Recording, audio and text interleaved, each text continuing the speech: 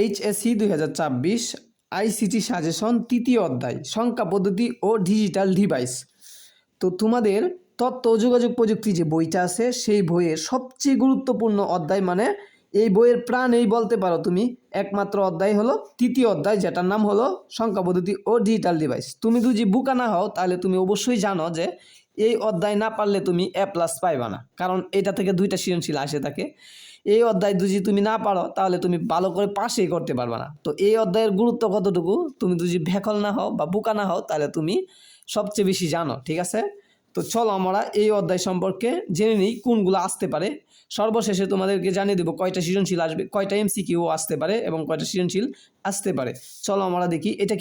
এই অধ্যায়টাকে দুইটা অংশে ভাগ করা যায়, প্রথম অংশ দ্বিতীয় অংশ ভাগ করা যায়, ঠিক আছে? তো টপিক আলোচনা করতে গিয়ে আমরা দুইটা ভাগে ভাগ করলাম। তো 1 নাম্বার সংখ্যা পদ্ধতি রূপান্তর। তো সংখ্যা পদ্ধতি বাইনারি থেকে অক্টাল, অক্টাল থেকে বাইনারি, হ্যাঁ হেক্সাডেসিমাল থেকে বাইনারি, তারপর ডেসিমাল থেকে অক্টাল। এই যে পরিবর্তনগুলা এইগুলো হচ্ছে সংখ্যা পদ্ধতি রূপান্তর, এইগুলো তোমাদেরকে শিখতে হবে। এগুলা সৃজনশীল এসে থাকে, MCQ এসে থাকে। এরপরে 2 নাম্বার 2 এর পরিপূরক, এটাও তোমরা ভালো করে শিখবা। টপিকগুলা কিন্তু এই যে ফার্স্ট হার্ট স্টার মার্ক দেওয়া আছে, এটাও ফার্স্ট হার্ট স্টার মার্ক দেওয়া আছে, দুইটা কিন্তু ভালো করে পড়বা। এটা 3টা, এই দুইটার থেকে একটু গুরুত্ব কম দেখে এটা 3টা স্টার মার্ক দিছি, এটা হলো কোড। এরপরে 6 নাম্বার বাইনারি যোগ বিয়োগ, এটা 2টা স্টার মার্ক দিছি। এটা কিন্তু সংখ্যা রূপান্তরের মধ্যে পড়ে না, ঠিক আছে? এটা পড়ে হয়েছে বাইনারি যোগ বিয়োগ, ঠিক আছে? এই দুইটা তোমরা আলাদাভাবে শিখবা। তো এটাও কিন্তু MCQ এসে থাকে এবং সৃজনশীলও এসে থাকে। এরপরে আমরা দ্বিতীয় অংশে দেখি। দ্বিতীয় অংশে তো এখানে 4টা রাখা হয়েছে, এখানেও 4টা রাখা হয়েছে। দ্বিতীয় অংশ হলো লজিক গেট ও সর্বজনীন গেট। তো এই দুইটা ভালো করে পড়বা, দেখো 5টা স্টার মার্ক।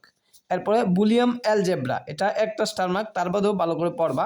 এরপরে ডি মর্গানের উপপাদ্য, এটা 3টা স্টার মার্ক, এটাও ভালো করে পড়বা।